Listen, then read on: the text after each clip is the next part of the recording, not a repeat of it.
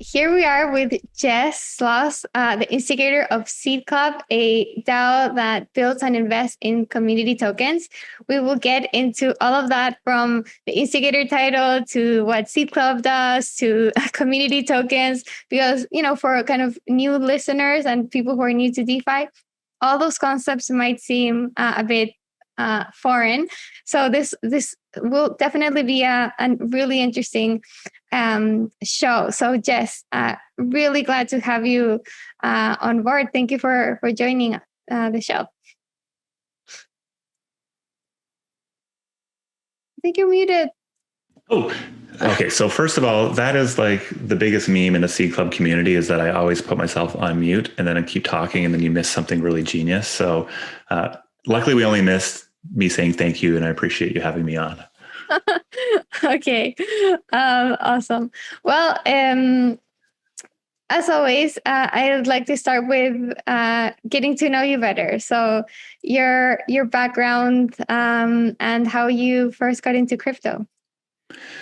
Sure. I mean, I've been an entrepreneur since I left high school, started a gardening company to pay through university, was really early into social media, worked in the music business for a number of years in the fintech space, and then just really fell in love with tokens and crypto networks in 2017, as all of a sudden I saw this opportunity to own some of the networks and algorithms and tools that were, going to be cornerstones of our digital economy.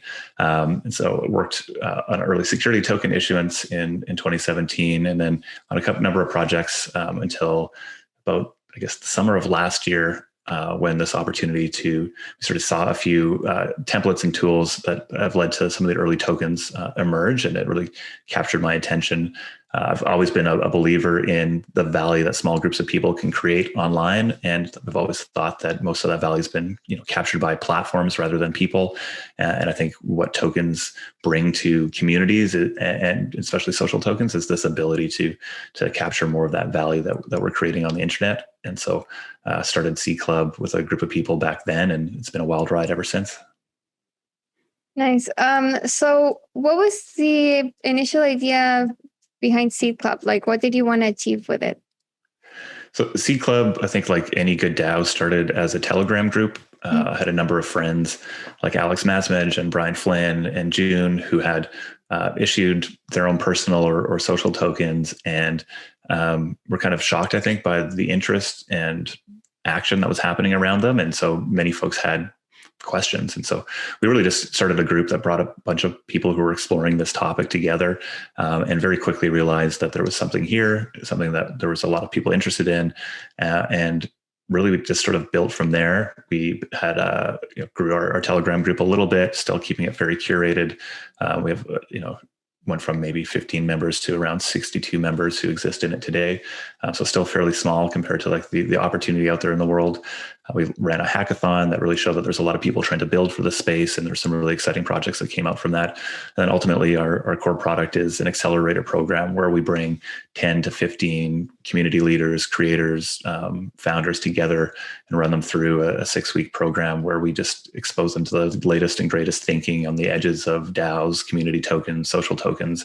And our goal is just to launch many more experiments so that we can learn fast together, share those learnings, and hopefully accelerate this movement to empower communities to capitalize and reward and build a lot of value out in the world.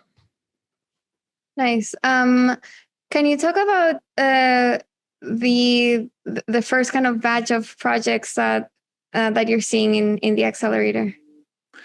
Yeah. So our first one, which it seems like a decade ago, last fall, we worked with a mixture of established tokens and new ones, RAC, Connie Digital, and its Hue token, and Alex Masmej, along with a few new ones like Forefront. We were working with some of the early folks in the Gitcoin kernel community. And it was really a good opportunity for us to learn, like, what is it like to launch a token, and what are the challenges people have. Our most recent cohort ran for the beginning part of, I guess, the end of winter, early spring. And we worked with 12 projects. Everything ranged from like an NFT that was trying to build a collector DAO around it to, community of B2B our B2B focused community of like brand marketers that's just about to launch, to, a couple of media companies, one like Global Coin Research, who's I think in a similar space to you, doing interesting things around how do you pay and reward art or creators, writers, for that content. And there's a whole bunch that are about to come out. But yeah, I think we sort of seen like a steady increase in the creativity and opportunity and excitement in using tokens to represent social capital in other communities or in media companies or in, I think, DAOs being the trend right now. And our goal is just to get really, really good at helping to accelerate those. And like kind of in accelerators and kind of traditional like Web2, they usually take an equity stake in companies, and they sometimes invest like small seed amount of money. Do you do something similar? Yeah, so our model is that we partner with these projects and want to be the early diamond handholders of their tokens. So in exchange for membership within Seed Club and the accelerator program and our broad network, and all the value that we can help bring to the table, we earn a small percentage of tokens for that work. We also run a studio program in a very similar way. We earn a small percent of tokens for the work that we're doing in maybe a bit more of a hands-on way with some of the larger projects we work with. I think it points to the big difference that tokenized communities have, where we're able to invest through our effort and time and social capital into these projects, and hopefully share in the upside. So we're making asymmetrical bets. We believe, we think there will be billion-dollar communities on the internet. You could argue there already are. They just aren't being realized in the terms that the value can be captured. And so, yeah, we're very eager to go and take bets on smart people, on great communities, and align ourselves over the long term through, a token stake that gives us, an opportunity to be active in building in the community, to being core members of the governance process, and to helping to grow these things over the long term. We do not make capital investments into these projects directly, though we do, a few of our projects have purchased NFTs that kind of act as like an unlock for the community that you could maybe argue is like a new way of investing in these on-chain communities. Got it. Perfect.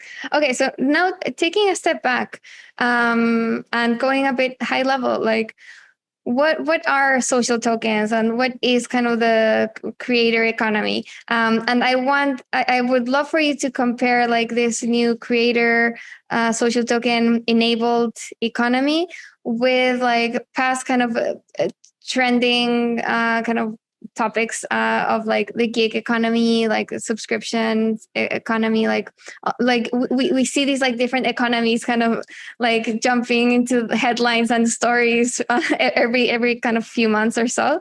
So like what's kind of a distinguishing factor, or like why do you think like this economy is better if you think it is? Yeah, so we're trying to come up with a new economy term. I think that's how you legitimize anything. We need maybe the social token economy, the community capital economy. We're still working on it. Those are we'll workshop it. So I think, yeah, your first question, like, what is a social token? I like to define it as a token that represents social capital. So that could be a brand, that could be the value of belonging and participation in a community. It could be fame, fortune. Like I think there's a, social capital can be pretty general, but most often there's this, these things start off as a pooling of social capital, people coming together to create something, and then issuing a token as a way of representing that early value. And so some examples of social token projects that have really done this, I think Friends with Benefits really stands out there, where like the idea of holding a certain number of tokens gives you access to this club, which is a Discord, but increasingly is in real life as well, where you can, I accessed a club in Miami because I am a member of the Friends with Benefits Discord. And so it's a very clear example, I think, of social capital, the desire to be a part of a community, being like the core product and having that value represented as a token. I think where it goes is pretty open. There's a lot of exciting different mechanisms and business models that I think can be layered on top of it that I think we can get to a little bit later on. But your question around like, how does it compare to different economies? I think, yeah, I mean, how do you define the creator economy? These are all really big, maybe even existential questions. But I think, Lee Jin, who I think really led some of the definitions of the passion economy, which I think is also, referred to as the creator economy. I think described this so well in a conversation I had with her recently, where she was talking about the creator economy is about helping people generate income online. So how do I earn subscription revenue? How do I maybe working gigs? We can capture all of that there. Where the token economy or the crypto economy or the social token economy is more about helping individuals earn wealth online. And I think the big difference is the creator economy is about generating revenue, and the social token economy is about more of like an ownership stake in the platforms that you're using, in the communities that you're active in. And so, the idea being that the way we generate wealth is through equity ownership, not through a salary. I think that can carry through as you look at the definitions between these two worlds. Okay, that's interesting. So the idea would be that within the creator economy, you're creating more of maybe something similar to, in the Web2 world, a company that in the Web3 world is a DAO. And so with that DAO comes something that's more similar to equity through social tokens. And that's how you create wealth, which is different from, like having a Substack that creates income through subscriptions. Like you're not necessarily creating a company. It's more you're providing a service through like a third party platform, I guess.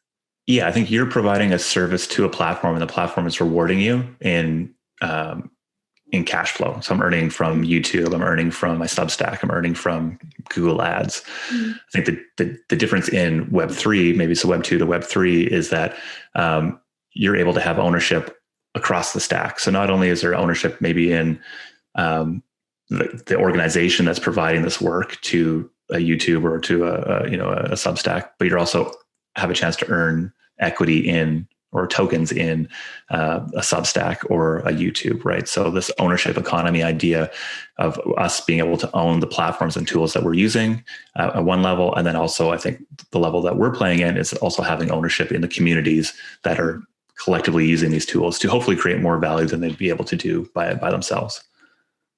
And how important is it for these communities that are providing ownership to their fans through a token? So how important is it for them to be built on on platforms that they own? So I think there's kind of this maybe disconnect between all of these kind of Web3 communities building something that's kind of very decentralized and organic and just like people-based, but they're still building on more of like the legacy Web2 infrastructure. Yeah, I love that question. I mean, I think I might differ with some of my peers in this belief, but I think like, how do I want to frame it? I think it's going to be very hard for a Web3 version of YouTube or of Twitter or of, insert your really dominant platform in the Web2 world to be built on a Web3. I love guys like Audius trying. Like, I really hope that works out. I think it's potentially a big challenge, and it's because they just do a really good job at owning an audience, having an audience, and introducing content to an audience. So I think it's going to be a longer term process before we have fully decentralized platforms there. And in reality, I think like the right way to move is how do we as a community leverage all the existing tools that exist out there to create value for our community. And that means using every tool at our that we have access to. I think the way to think about it is that we're shifting value away from, the value is like, what is a token? I think a token represents a shared belief in some way. And so there's sort of like this way of using all sorts of tools to really solidify and entrench and empower this token as sort of like the center of your community, is like the place where shared belief is recognized and where value accrues to in some way. And I think that's like a very maybe fuzzy or hazy idea, maybe even in my mind, but I think in Web2, it's all about owning the social graph. I think in Web3, it's about the ownership graph or the transaction graph, and that all of that ultimately gets aggregated around a token rather than around a profile on a specific platform, which means I think that we will, through that lens, if we're trying to drive as much value, social capital to this one token, we're going to use any tool possible to do that in a way that's actually, effective.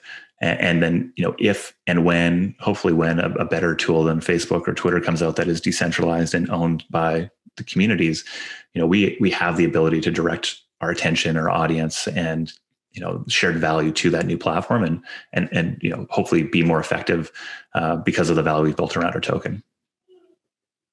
I think that makes a lot of sense. And so I think maybe a token can become sort of like a bridge between Web 2 and Web 3, because if right now, like the communities are organizing around this like one token, like take friends with benefits, kind of the token is what's kind of bringing this community together. And everyone who owns friends with benefits feels like, they are part of this community, and they can share experiences and access and all these kind of different perks. And it just so happens that today the tools that are available to them are things like Discord. But like in the future, if there are kind of more Web3 native platforms for that, it'll be easier to migrate the token to those, and just like have like another platform to organize, because the token is just, you can just like bring it anywhere. And that's a lot easier than like migrating a Facebook profile somewhere else. Yeah, good luck migrating a Facebook profile somewhere else. Yeah, I think that's well said. Okay, and then to kind of like ground the discussion onto like a more practical level, how can creators and their fans actually like benefit from this? Like if for people listening to the podcast that might not be like Web3 native, or how can they start to leverage social tokens into their own kind of work? So I think it's a big question, and one that I think if anybody's going to try to say they know the exact answer to that, they're probably lying.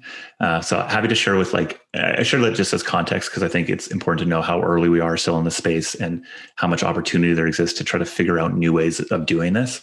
I think like right now, what tokens represent is a way for creators to, for fans to back creators in new ways. So whether that's investing and trying to be, buying a rally token of your favorite creator before anybody else knows about them, and then being, incentivized and rewarded for supporting the growth of that creator through bounties or through, retweets or otherwise providing value. I think that's an interesting way to roll. I think we're seeing a lot of creators use tokens as a way of like more like loyalty points. So how do I reward people who are creating, doing useful things for our community? I think tokens represent a way, especially if you look at NFTs, to identify who your biggest fans are in your community. So traditionally we have the ability to sell ads maybe, or to sell merchandise, or to sell subscriptions, but NFTs and to a degree social tokens have now given fans that actually want to signal their support at a much higher level, a mechanism to be able to do that and to sort of stand out in a community. So I think those are sort of like the easy ways from a creator standpoint. But the thing that we're most excited about is how creators can really, launch a community that is really about creating community value versus just creating value for a creator specifically. So what does it look like when 2 or 3 big creators come together, pool their fan bases in support of some bigger mission or bigger goal? So maybe it's climate action, or maybe it's coming together to help the next wave of EDM producers to kind of come to the world. And then really at that point, you're talking about trying to build economies that support and incentivize work that creates value for a community. And I think those are like the really big, exciting ones in my mind. So, creators today will use tokens to allow people to invest in them, to support them, to pay them in their own currency for things like shout outs on Twitch or on Twitter, or for reviews of their music. But I think where the space is going is really communities emerging from, with creators in partnership, creating much bigger value than what any of these sort of individual actors might be able to create. Okay, that's interesting. So what you're saying is, like, the potential that there is for social tokens is for creators to kind of band together and use this capital towards something like even bigger than they are separately. Yeah, I think there's a lot of value that can be unlocked on an individual level, like of sort of. So if we think of like how I think about social tokens is a very broad category, and underneath it, I would put like personal tokens and brand tokens and community tokens. And I think personal tokens and brand tokens are going to play, there'll be platforms that are built for them. So maybe a BitCloud or a Rally is a great example for it. The rules are pretty well defined, and the tools are really easy. So it's very low risk, low effort to actually go in and stand something up. We're most interested in community tokens. And I think within community tokens, there are sort of two main categories. One are like creator-centric communities. So let's call these fan clubs. And I mean that in the best sense, like there's a ton of value in fan clubs. And the others are communities that maybe act closer to DAOs, or are really about creating mutual value or value towards some sort of bigger outcome. I think there's going to be huge opportunities in both of those. I think the longer term opportunity is communities driving to some bigger mission. And then I think the short term opportunity, also a big opportunity, is these creators who are really focused on building amazing fan clubs that are economies that create value for the creator and for the fans at the same time. So hopefully that's maybe a little bit of a window into the mind I have and how we sort of break these things down. How are brand tokens?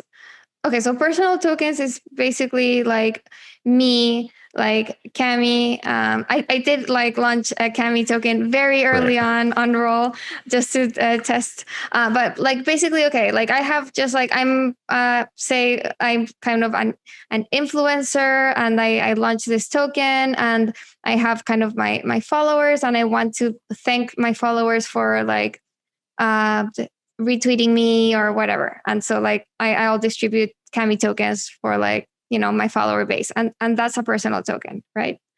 Yeah. Okay. With a brand I think that's token, one example. The other example would be like what Alex did, where he used it to raise some money to go do something. I think that's a bit regulatorily more challenging. And I think your example is more useful for the audience, but I would put that in there as sort of an important distinction. Definitely. Yeah. Okay. So yeah, there can be kind of more sophisticated use cases for personal tokens. Would a brand token be the Defiant launching a token, or would that be more like community? Like, where would you put that? I mean, I think, depending on, the beautiful thing with tokens is we can get them to do whatever we want, really, right? So depending on what you're trying to incentivize, I would say would ultimately define that. In my mind, I sort of see brand tokens as like, existing organizations that are going to bolt on some sort of token to their offering. So maybe it looks more like a loyalty reward point that is cooler, right? So by being, I've bought a lot of Supreme gear. I don't have a lot of Supreme gear, but if I did, maybe I'm not that cool, right? But if I was that cool, then I would also maybe earn tokens for that, just my continued patronage. And maybe once I got to a certain level, I'd get access to community, or I'd get access to, merch drops that other people wouldn't get, or I'd get, some sort of badge in the community that signifies myself as being like the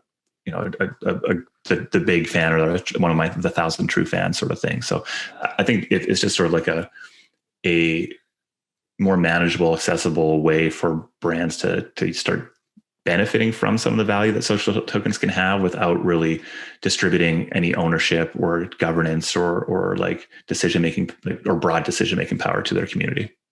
All right. Okay. And then the creator token, that would be similar to the personal token, but I assume it's like the difference there is that rather than just like supporting like followers, like rather than an influencer like engaging with their followers, it would be more like a creator, right? Like someone who is producing something, and maybe that a product is kind of what fans are investing in, like music, art, whatever. Like there's like a creation there.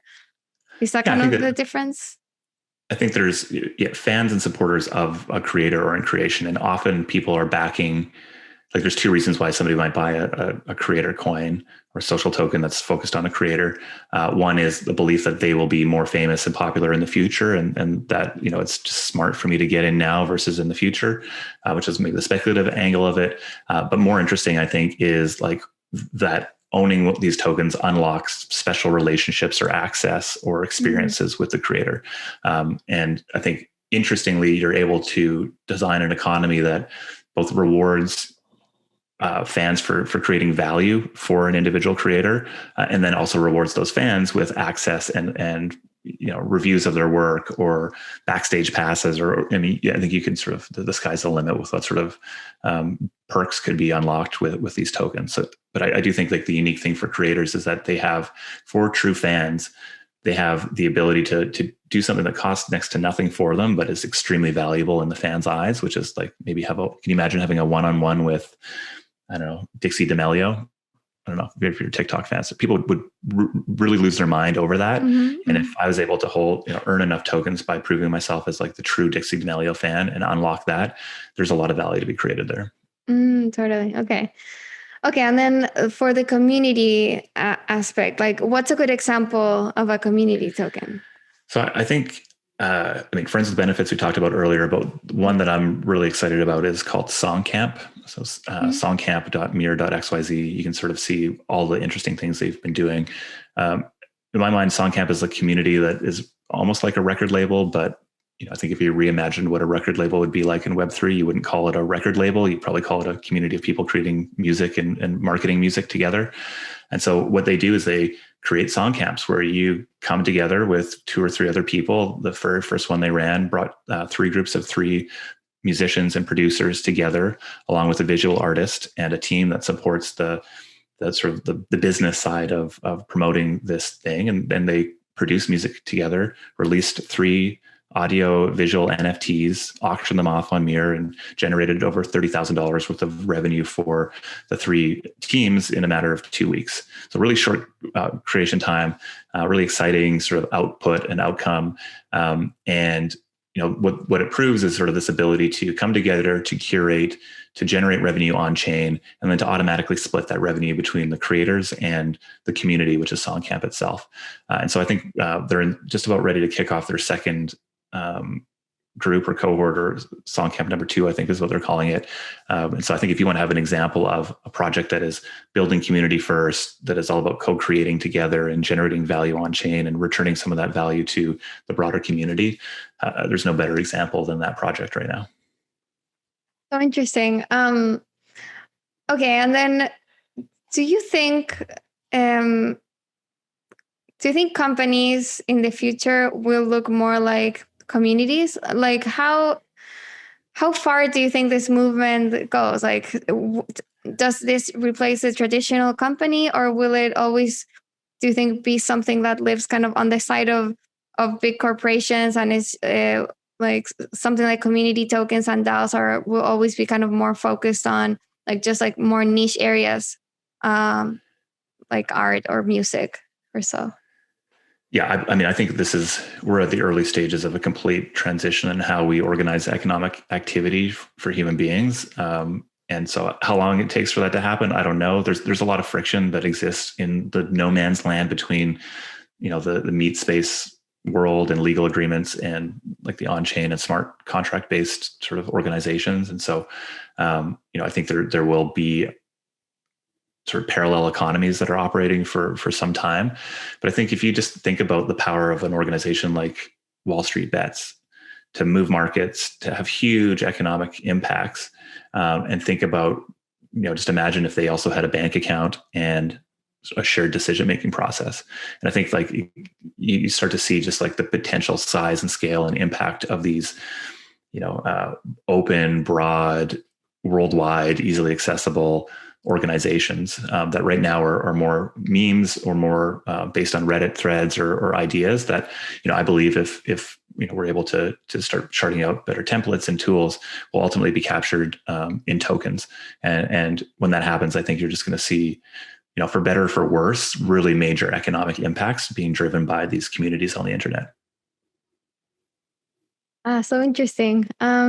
You said for worse, and like instantly I started thinking of like what could be kind of the unforeseen consequences of something like this. Like, have you thought about that?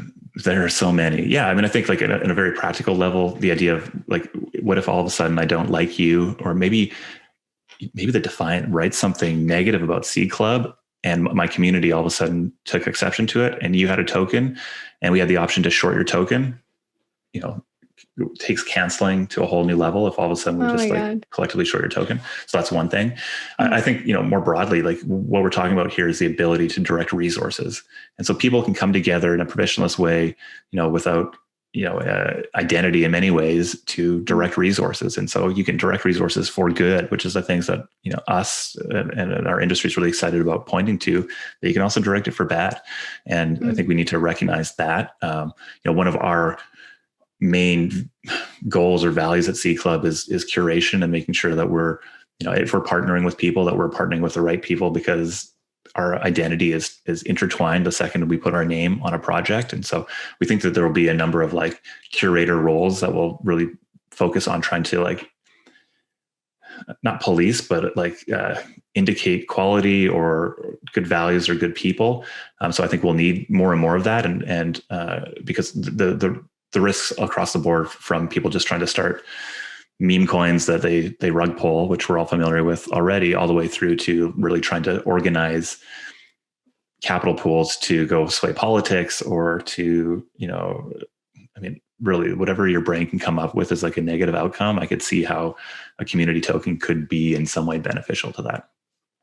And I mean, and this question is for both kind of the good and the bad side, but how, like, what exactly in this model, in kind of the DAO token model, how is this different? Like how is this changing the Web2 model? Like why is this different? Like why is this different than me like putting up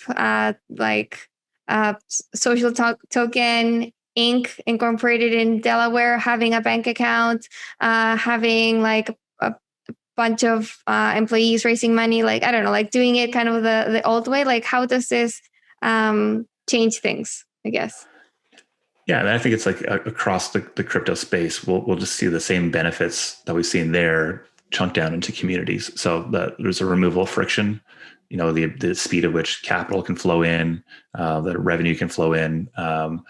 The idea that Party DAO, which is a DAO that's building a mechanism for group bidding on NFTs, such that individuals are able to compete and try to win really large NFT auctions, was funded within a couple hours, and DAO was stood up, and there's developers working on it. And like over the course of a couple months, they've gone from idea to audited smart contract type thing. So I think there's speed is one of them. I think accessibility is the other. Like whether at scale, whether it's, I could have put in 0.001 ETH or all the way up to 1 ETH into Party DAO. It could be anywhere in the world. I just need to, make a transfer from my address to their address, and all of a sudden I'm in there. So there's a great reduction in the cost. Ownership is, and your cap table is represented on chain. So like there's a lot of reduction in friction and bookkeeping and stuff there. I think doing anything on chain, especially around a token, gives you the ability to plug into the broader open web innovation. So like my belief is that so many of these social tokens are going to plug into DeFi. Like DeFi tools will be cornerstones of how social tokens or communities generate revenue, right? Or create value in the world. And I'm of the belief that we're still in the very early stages of innovation in DeFi and on the open web. And so, having optionality to kind of plug into these other, money Legos, I think is huge. And then I think ultimately, like owning a token gives you, and having a say in what you do in an organization is transformative. Not only does it functionally give you more power in a place that traditionally you wouldn't have any power, like you have no ownership, or I have no ownership over, XYZ Facebook group, or no say in what happens there. It's a very centralized decision-making process. And with a token that changes it. And there's also an emotional difference where I think as an owner in FWB or in Bankless or in Squiggle DAO or in Songcamp, I feel an association and an allegiance to that in a way that is very different than if I just subscribed or was a member or a follower of something. And I think there's, I sort of believe that there's a lot of value that human beings have to contribute to projects that, because there aren't incentives to do so right now, aren't being done. And I think, it's going to be interesting to see if tokens can be a tool to start to unlock a lot of that latent value or capital. So well said. I love that. Okay. About the token itself, I'm thinking about like just the business model and how value accrues to these tokens. Like, what are some of the things creators should or like token issuers should keep in mind when designing them? Like, I don't know. Yeah. Is it? Yeah. It's a huge question. And I think, see if I can answer it succinctly. So I think that's one of the big, so our belief at Seed Club is that you want to design an economy for your community and not just borrow one from someone else. And so the idea of like thinking through what you're ultimately trying to achieve is key. But I think there are a few templates that are emerging. I think one of the templates is what the Rally community has developed with the Rally Creator Coin, where it's really about trying to design an economy where there's a lot of transactions that are happening there, where there's a lot of buying and selling and donating and rewarding, sort of this like using a coin as like a monetary or a means of exchange within a micro economy.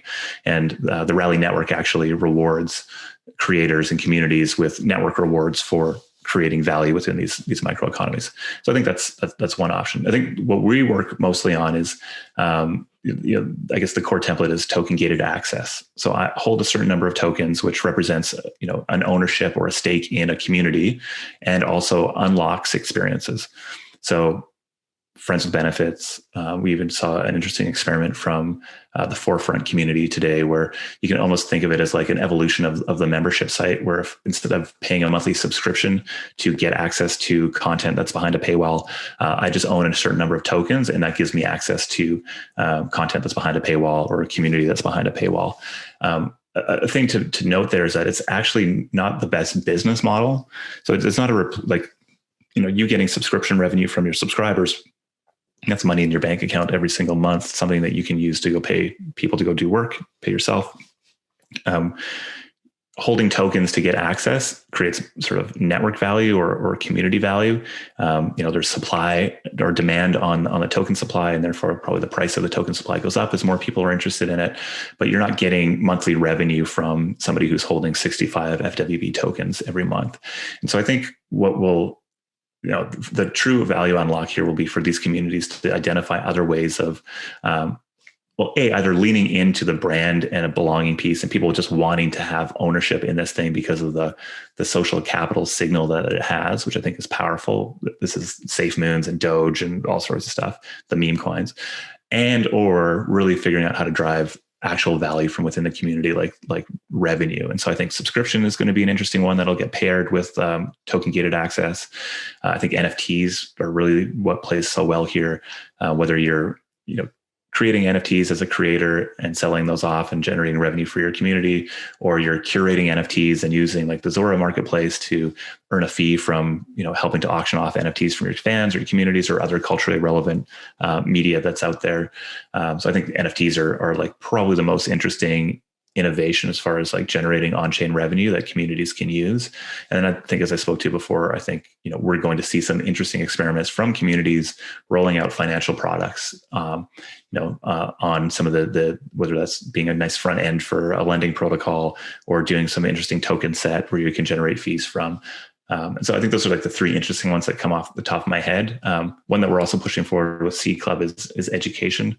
So the idea of being able to be the source for like the best knowledge and insight on a certain thing, and people being willing to pay to learn from the best. So I think there's like a mixture of like innovative new models that come from the broader crypto ecosystem, and also tried and true models like subscription and education and merchandise.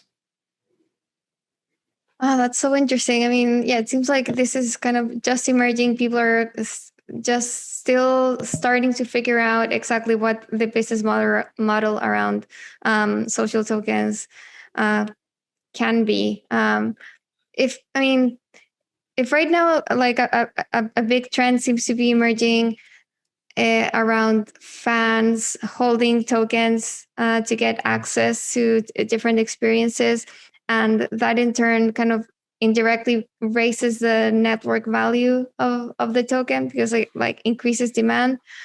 Um, if like the team is holding its own kind of treasury of their own tokens, and the token value is increasing because of demand is increasing, um, could could revenue come from there? Like, could kind of the team start earning some like preset like rate of their treasury every month? I don't know. Is that? Yeah, I think you see many.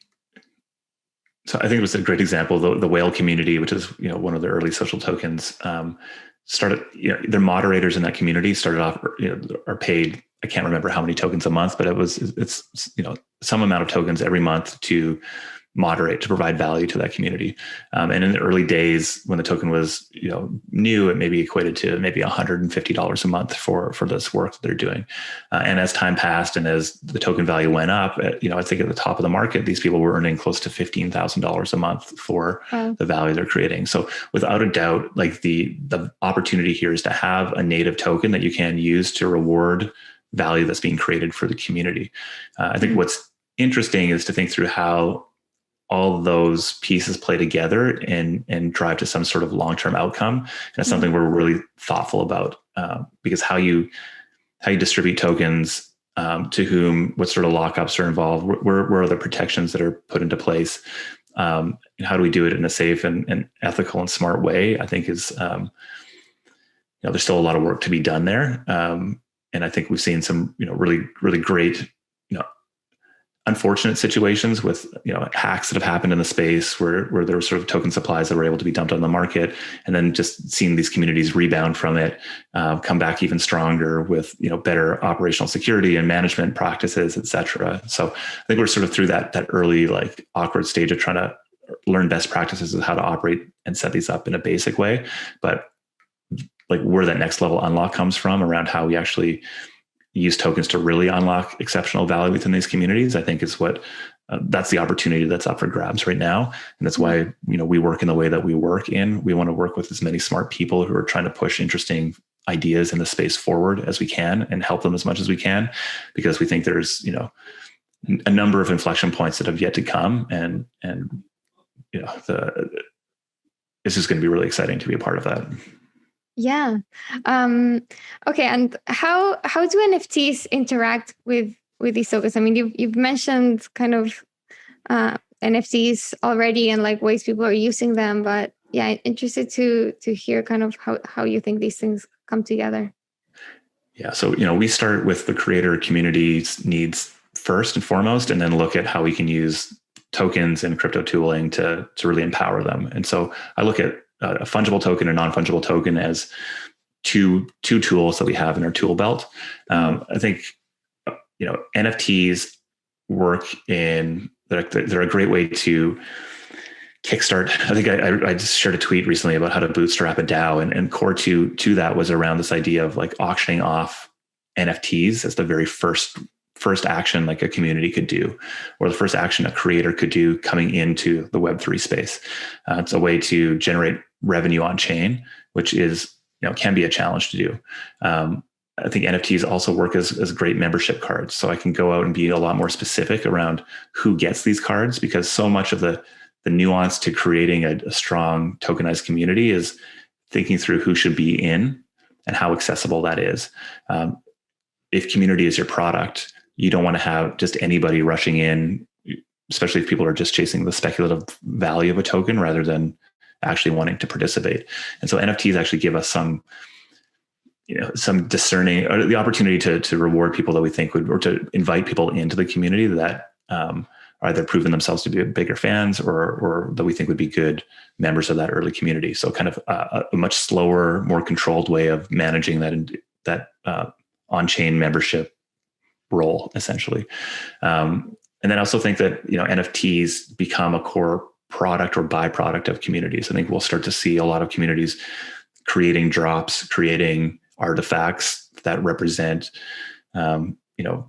creative interpretations of what's happened in their community that captures culturally significant moments in their community.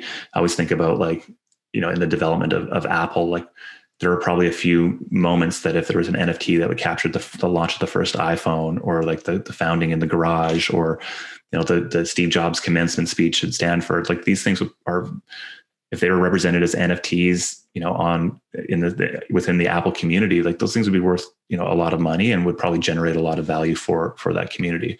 So I think there's just a lot of, I believe that a role that NFTs and NFT marketplace auction houses are going to be to Web3 what WordPress was to Web2, where WordPress allowed every company to have a blog and to have a voice in the world. And I think NFTs are going to allow every community or company to kind of have these on-chain artifacts that represent historical context for their development and growth.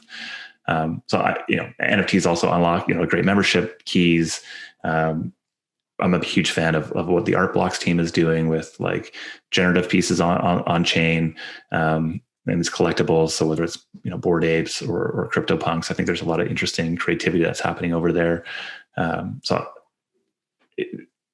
Unlimited opportunity with what NFTs can do. And I think that the relationship between NFTs and fungible tokens is also really interesting, where we can go out and, can start, as I was saying, where a creator could auction off a one-of-one NFT, could then go ahead and distribute 500 free NFTs to some of their biggest fans, invite them all into a Discord, start creating things together, and then airdrop fungible tokens to each of them and stand up an economy and open the doors to more people to come in and to participate and to earn and to own part of it. And so there's a really natural progression that can happen there. Okay, so the NFT would represent kind of the more exclusive kind of membership into a community, and then the token would be something that's maybe more widely distributed. I think we could look at through that lens. Look at an NFT as the proto social token. It's a social token that has, that there is a challenge in how do you, if you just open up purchasing of a social token onto Uniswap, anybody can come and purchase it, right? For good or for bad. And what I'm suggesting is that being more thoughtful about who the people to invite into the community to start with is actually essential to create long-term value in that community. So I'd look at it as an NFT as a proto-social token that is a lot less liquid and therefore beneficial to start. But then eventually the values of having it more accessible, more open, the ability for other people to come in and for a market to develop around it is also extremely useful. It builds the sort of book value of a community. And so the two work really well in different stages. So early stage NFTs, later stage fungible tokens. Got it. So interesting. I love how this is this whole movement is less than a year old. This is really kind of the cutting edge of I don't know, what do you call it, creation economy, or it's just a whole new business model, basically, right? Yeah, I think the thing that I hear time and time again from creators and individuals that are building this space is how much it feels like the early internet. I feel like I'm in the early internet again. I feel like this is my space time, right? There's this idea of this intuition that there's a huge shift that's happened, and also this understanding that it hasn't fully clicked yet, which is both I think a driver of people trying to figure out how you can put these pieces together, and also super exciting because the unlock that happens once we're able to really, I think the unlock is already happening, but I think the scale and potential of it is just still so much larger. And so people are really excited about that prospect. Perfect. Okay. And then to end, and this is kind of a good segue from what you just said, but earlier in the conversation, you mentioned that you think that there already are kind of billion-dollar networks that just haven't kind of materialized yet, but you think they're already here. Like, what are if you can say like which you think they are? So I think like, yeah, I think there's so much value is represented in like brand equity or in community equity. I mean, for Coca-Cola, that exists on their balance sheet as the brand has value. I think there are, I think we talked about Wall Street Bets earlier. I think there's like an intangible but massive value that exists in this community of people who identify as folks who have allegiance to Wall Street Bets. And I think like you go across any category and probably identify communities that exist there, whether that's from, everybody who, your favorite huge musical artist to, fashion brands to, climate activists, you name it. I think there's so much affinity and value represented in their brands and their influence and their authority that just they can't capture right now. That is maybe captured by the YouTube advertising or Facebook advertising. And so I think really when I'm talking about their already existing billion-dollar communities is that those communities exist. They just haven't had the tools to recognize that value. I also think we can just look at what's happening over in like governance tokens and DeFi as an example of it, right? Like there is this belief that those governance tokens will lead to direct revenue and value coming back to the tokens. But right now it's a bet on the meme of that Uniswap is going to be the major player in the AMM space, or that Aave is going to be the major lender in the sort of the peer-to-peer lending space. And so I would say like those are two examples that, lead me to believe that there's billions of dollars, to be unlocked in communities already.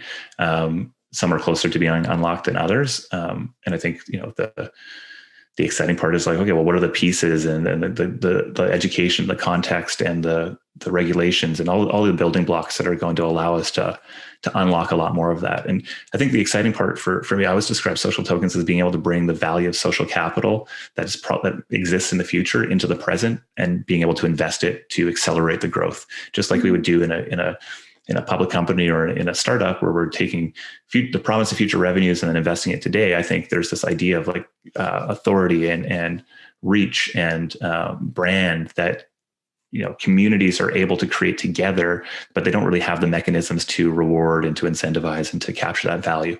I think at the core, that's what social tokens do. And the world where we as individuals and groups of people on the internet are empowered with a bank account and a decision-making process and the ability to accelerate our growth. And I think it's really exciting, as I hope I've got across through our conversation today. Definitely. Oh my God. Yes. So exciting. So fascinating. And it's, I mean, we're really kind of in a privileged position to be here in the trenches, kind of watching it as it's just starting and just like starting to take off. So, thanks again, Jess, for joining me. I've really kind of loved the conversation. So really appreciate it. Yeah. Keep up the good work.